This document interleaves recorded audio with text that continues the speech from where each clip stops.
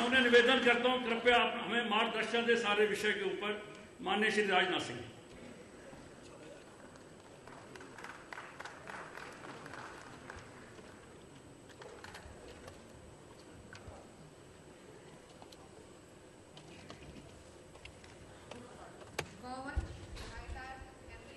जा रही है। दुर्घटनाग्रस्त गौवंश को मेडिकल सहायता हेतु राजेंद्र सिंह राजपुरोहित कार्यक्रम संयोजक की प्रेरणा से गौ सेवक श्री पद्माराम जी कुलेरिया बीकानेर की ओर से राजस्थान के गौवंश को सप्रेम भेंट।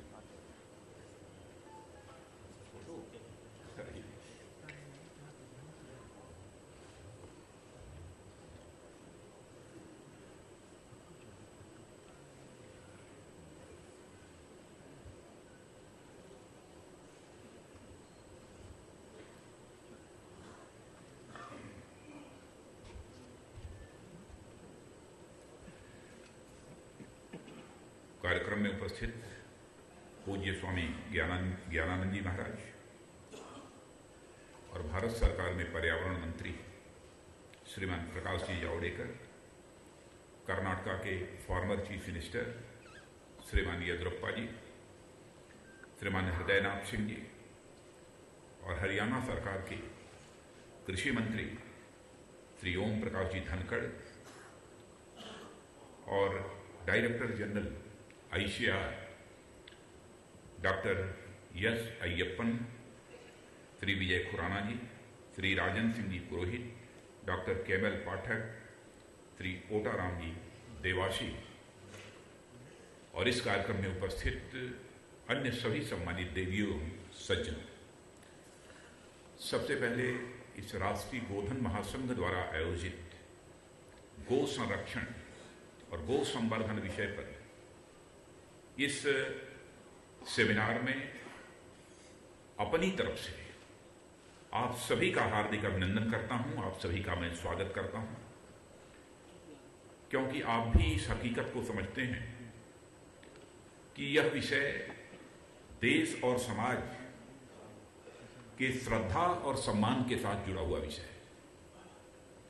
मैं यह दावा नहीं कर सकता कि गोवंश के संरक्षण और संवर्धन के बारे में हमारी कोई बहुत अधिक जानकारी है, लेकिन कृषि मंत्री रहते और एक किसान परिवार में पैदा होने के कारण जो कुछ भी मैं थोड़ी बहुत जानकारी रखता हूं उसका बहुत ही संक्षेप में आप सबके समक्ष में उल्लेख करूंगा। मुझे याद है कि जब हम प्राइमरी स्कूल में पढ़ते थे तो उस समय एक अलग सब्जेक्ट हुआ करता था, वह कृषि विज्ञान का सब्जेक्ट हुआ करता था। कृषि विज्ञान पढ़ते समय हम लोगों ने पढ़ा था कि परफेक्ट डाइट, पूरा का पूरा भोजन यदि किसी एक चीज से उपलब्ध हो सकता है तो केवल और केवल गाय के दूध से ही उपलब्ध हो सकता है। यह उस समय और जिस समय श्रीमान हृदयनाथ सिंह जी मुझसे मिले थे और कार्यक्रम के लिए उन्होंने मुझसे आग्रह किया था, तो पहली बात जो हमारी दिमाग में उस समय आई, तो बचपन में जो मैंने कृषि विज्ञान पढ़ा था उससे यही बात सबसे पहले निकल कर आई थी। वैदिक काल से ही हमारी यह गाय पवित्र मानी जाती है और जिन लोगों ने भी शासन किया, राजा महाराजाओं ने भी, सभी ने गौ संरक्षण और गौ संवर्धन के लिए अपनी तरफ से, अपने राज्य की तरफ से जो भी अधिकतम प्रयत्न हो सकते हैं सबने करने की कोशिश की है। जो भी थोड़ी बहुत जानकारी मुझे मुगल शासकों की है, मुगल शासकों के बारे में भी मैं कह सकता हूं कि मुगल शासक इस हकीकत को समझते थे कि गो हत्या करते हुए और गो मांस की खुली इजाजत खाने की देते हुए हम यदि रियाया के दिलों पर हुकूमत करना चाहते हैं तो हमें हुकूमत लंबे समय तक नहीं कर सकते। बाबर ने भी अपने वसीयतनामे में यह लिखा है कि दो में से केवल एक चीज हो सकती है, या तो रियाया के दिलों पर तुम हुकूमत करो या तो गो मांस खाओ। इन दोनों में केवल एक चीज हो सकती है, दोनों चीजें साथ नहीं चल सकती हैं। बाबर ने भी अपने वसीयतनामे में यह बात कही है।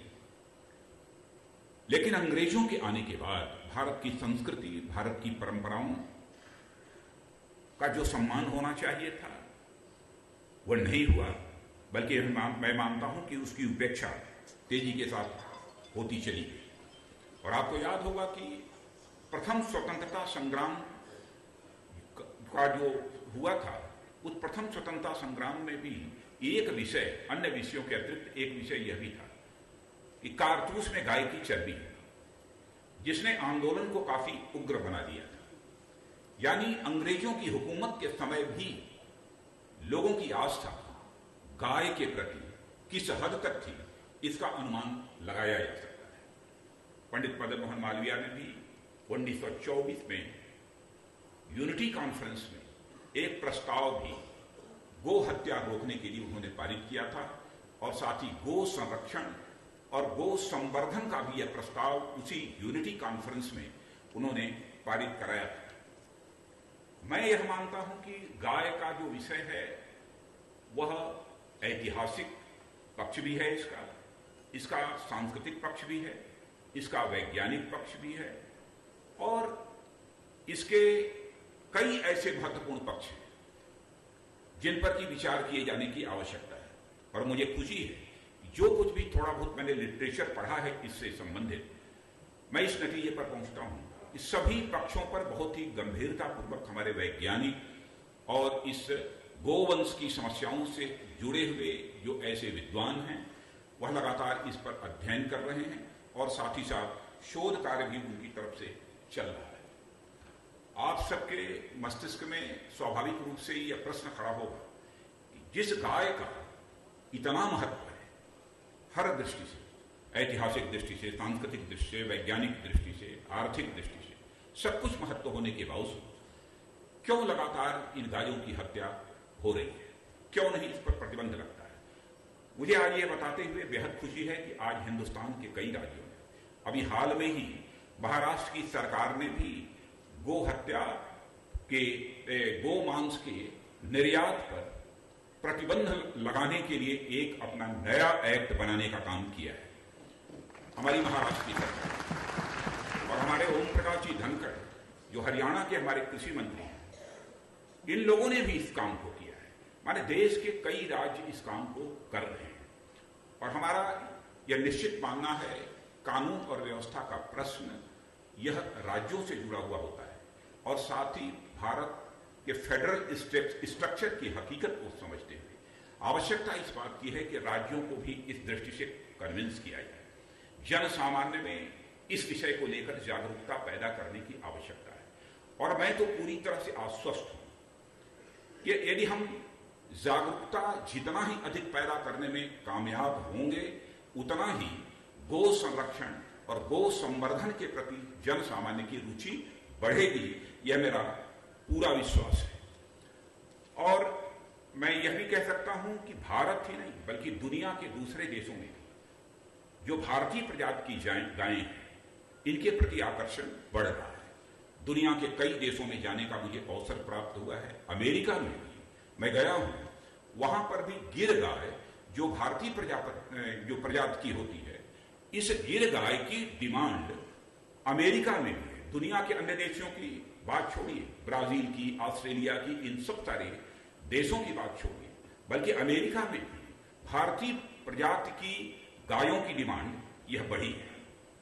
हाल ही में यूनाइटेड नेशंस के एग्रीकल्चर डिपार्टमेंट ने 22 देशों के लगभग 300 से अधिक वैज्ञानिकों को एक काम में लगाया कि गाय का जेनेटिक सीक्वेंस क्या है, इस जेनेटिक सीक्वेंस को आप सब डिफाइन करें।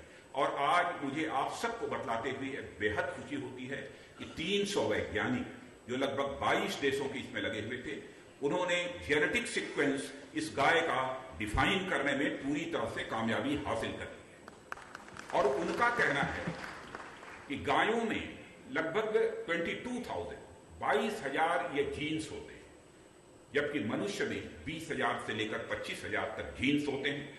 और उन्होंने यह भी पाया है कि लगभग 80% गाय और मनुष्य के जो जीन्स होते हैं वह समान होते हैं। यह यूनाइटेड नेशंस ने एक अपने की जो एग्रीकल्चर डिपार्टमेंट है उसने जो अपनी रिपोर्ट तैयार की है, साइंस एक मैगजीन प्रकाशित होती है, उस मैगजीन में देखने का हमको अवसर प्राप्त हुआ।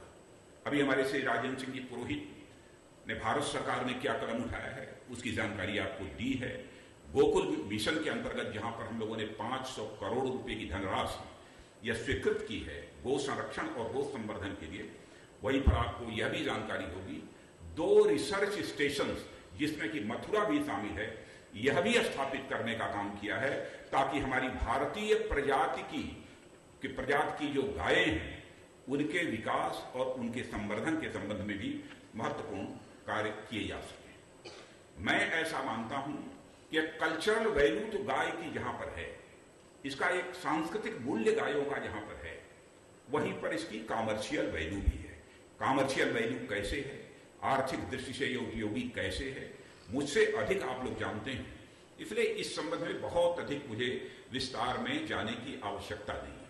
एक बात मैं कहना चाहूंगा, ऑर्गेनिक फार्मिंग की बात केवल भारत के लोग ही नहीं बल्कि दुनिया के दूसरे देशों के लोग भी अब यह मानने लगे हैं। यह हकीकत है कि मनुष्य के स्वास्थ्य को देखते हुए, क्लाइमेट के स्वास्थ्य को देखते हुए यह आवश्यक है कि ऑर्गेनिक फार्मिंग को प्रमोट किया जाना चाहिए। लेकिन जब तक गोवंश संरक्षित नहीं रहेगा दुनिया में, तब तक हम ऑर्गेनिक फार्मिंग के भी लक्ष्य को प्राप्त नहीं कर सकते। इसलिए भी गोवंश के संरक्षण और संवर्धन की आवश्यकता है, सभी मानते हैं। और मैं समझता हूं कि दुनिया के कई देशों ने इस हकीकत को स्वीकार भी कर लिया है। क्लाइमेट का जहां तक संबंध है, हमारे श्री प्रकाश जी जावड़ेकर यहां पर्यावरण मंत्री, वन एवं पर्यावरण मंत्री बैठे हैं, वह जानते होंगे कि 1 पाउंड यह यूके का रिसर्च है, 1 पाउंड बीफ को तैयार होने में लगभग 1800 गैलन पानी खर्च होता है। और जबकि अन्य किस्मों के जो मांस होते हैं वह तैयार करने में, 1 पाउंड तैयार करने में 500 से लेकर 1200 गैलन पानी खर्च होता है। माने पानी का भी कंजम्पशन ज्यादा होता है गाय के 1 पाउंड बीफ तैयार करने में। तो इसका मतलब कि इसलिए भी इसका महत्व बढ़ जाता है, माने क्लाइमेट कास्ट की कीमत पर भी गोहत्या किसी भी सूरत में नहीं होनी चाहिए। और मैं यह भी इस संबंध में कहना चाहूंगा कि जहां तक गोबर जो होता है, डंक जिसे कहते हैं गोबर में हम लोग बचपन से जानते हैं, किसान परिवार में होने के कारण गोबर में कीड़े कभी नहीं पड़ते, गोबर में कीड़े नहीं पड़ते। और गोबर सबसे अच्छी फर्टिलाइजर मानी जाती है, सबसे अच्छी खाद मानी जाती है। और माना जाता है गोबर जिन खेतों में डाला जाता है उन खेतों में भी कीड़े नहीं लगते हैं, खेतों में पैदा होने वाले पौधों में कीड़े नहीं लगते हैं। गोमूत्र को तो आजकल सबसे बड़ा एंटीबायोटिक माना जाता है, सबसे बड़ा एंटीबायोटिक। तरह तरह की बीमारियों का इलाज भी गोमूत्र के माध्यम से हो सकता है। इस हकीकत को भी आप सभी अच्छी तरह जानते हैं। और वैसे इसके कई पहलू हैं, बहुत अधिक डिटेल में जाने की कोई आवश्यकता नहीं है। लेकिन मैं समझता हूं कि यदि मैं गृह मंत्री की जिम्मेदारी संभाल रहा हूं तो हमारी जिम्मेदारी क्या बनती है इस दृष्टि से, इस मंत्रालय का दायित्व संभालते हुए। तो जैसा राजेंद्र सिंह जी राजपुरोहित ने कहा है, जिस दिन हमने जिम्मेदारी संभाली थी उसके 1 महीने के अंदर ही मैंने फैसला किया था कि मैं इंडो बांग्लादेश बॉर्डर जाऊंगा। और इंडो बांग्लादेश बॉर्डर जाने का फैसला इसलिए किया था क्योंकि ऐसे कार्यक्रमों में भाग लेने के कारण ही मुझे जानकारी प्राप्त हुई थी कि इंडो बांग्लादेश बॉर्डर पर लाखों की संख्या में गायों की तस्करी हो रही है, बांग्लादेश भेजी जा रही है। मेरे मन में आया था कि यह रुकना चाहिए। मैं जानता हूं कि बहुत सारी कठिनाइयां हैं, बहुत ही लंबा बॉर्डर है, रिवराइन भी है, नदियां भी हैं, रोकना कितना कठिन काम है। कई राज्यों से गायें चलकर आती हैं, तस्करों से वहां लड़ना भी पड़ता है। फिर भी मैं अपने बॉर्डर सिक्योरिटी फोर्स के जवानों के बीच गया और उन्हें संबोधित करते हुए मैंने कहा कि इंडो बांग्लादेश बॉर्डर की विजिट पर यदि मैं आया हूं तो हमारे विजिट की सार्थकता इसी में होगी कि यह जो गायों की तस्करी बांग्लादेश के लिए हो रही है यह रुकनी चाहिए। यही अपील मैंने अपने बॉर्डर से और कुछ स्थानों पर जाकर मैंने उसका निरीक्षण भी किया। आज मुझे कहते हुए बेहद खुशी हो रही है कि हमारे बॉर्डर सिक्योरिटी फोर्स के जवानों ने बहुत बड़ी कामयाबी हासिल की है, बहुत बड़ी कामयाबी हासिल की है। और कल तो मुझे और अधिक संतोष इस बात का हुआ है कि बांग्लादेश के हाई कमिश्नर मिलने के लिए मुझसे आए थे और बांग्लादेश के director general border security force भी मिलने के लिए आए थे। जब मैंने उनसे इस तस्करी की चर्चा की, मैंने कहा कि आप लोगों की तरफ से भी यह प्रयत्न होना चाहिए ताकि यह गायों की तस्करी रुके। तो जानते हैं वहां के हाई कमिश्नर ने कहा कि साहब, जब से आपने गायों की तस्करी रोकी है तब से बांग्लादेश में लगभग 50% बीफ की कीमत बढ़ गई। बांग्लादेश में 50% बीफ की कीमत बढ़ गई। तो थोड़ा मुझे संतोष हुआ। अब वहां की कीमतों को लेकर हो सकता है किसी को तकलीफ हो, लेकिन मुझे इस बात का संतोष हुआ। संतोष इसलिए हुआ कि गायों की तस्करी जो हो रही थी बांग्लादेश के लिए, उसमें काफी हद तक कमी आई है। हमारी यह कोशिश यह होगी, मैं राज्य सरकारों को विश्वास में लेने की जरूरत पड़ी तो राज्य सरकारों को हम विश्वास में लेंगे और यह बॉर्डर जो इंडो बांग्लादेश है इस तस्करी को कैसे रोका जा सकता है, हम रोकने की कोशिश करेंगे। आप सबको इस बात की भी जानकारी होनी चाहिए कि हमारे बॉर्डर सिक्योरिटी फोर्स के जवानों ने लगभग सैकड़ों की संख्या में तस्करों को भी गिरफ्तार करने में कामयाबी हासिल की। सैकड़ों की संख्या में तस्करों को भी गिरफ्तार किया। और मैं इस मंच से भी अपने बॉर्डर सिक्योरिटी फोर्स के सभी जवानों को इसके लिए हार्दिक बधाई देना चाहता हूं, शुभकामनाएं मैं देना चाहता हूं। सबसे बड़ी आवश्यकता जो मैं महसूस करता हूं, इस विषय को लेकर जन सामान्य में हम सबको जागरूकता पैदा करने की जरूरत है और यह जागरूकता पैदा करने की दृष्टि से भी आप सतत प्रयत्नशील हैं। इसलिए मैं पुनः अपनी तरफ से भी आप सबका हार्दिक अभिनंदन करते हुए